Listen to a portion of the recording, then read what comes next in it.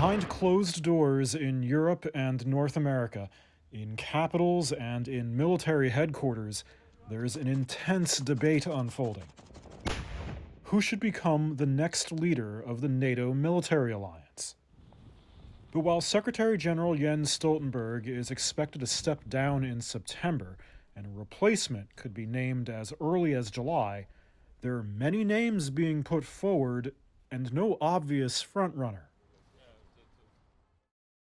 So who are some of them, and what's the debate?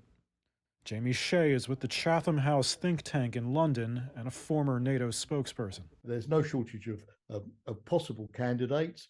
Many women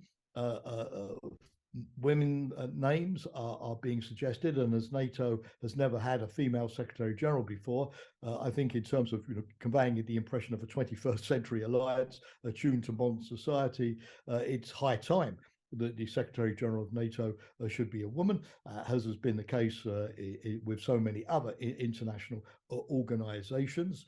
Of course, countries like in Central and Eastern Europe that have been in NATO for some time already and are playing a big role in the current collective defense on the eastern flank, they may well feel it's our time to have the job as well. Diplomatic sources say the names being discussed include Denmark's Prime Minister, Mette Frederickson.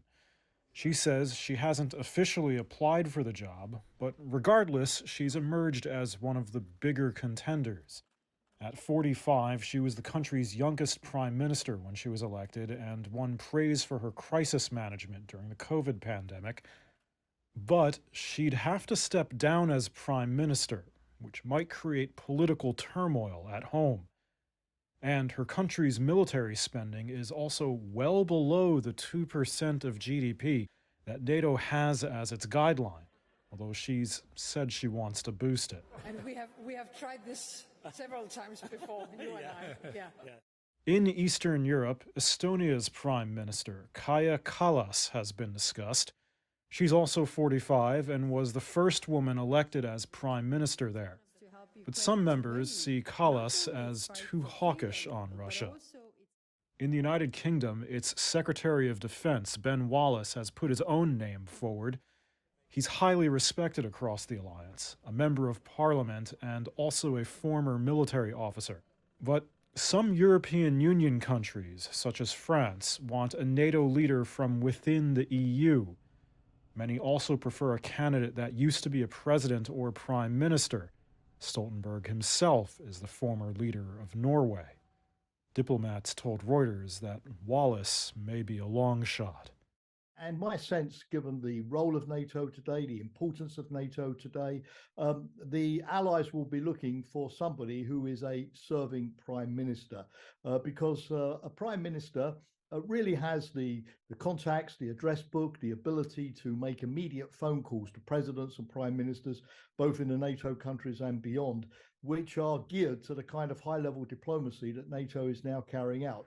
There are other names being discussed, but there's also another angle.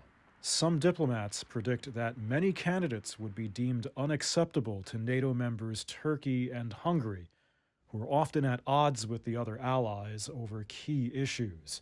Turkey and Hungary are blocking Sweden's attempt to join NATO right now. In the end, Stoltenberg may be asked to stay on in his role to keep a united front in the face of war.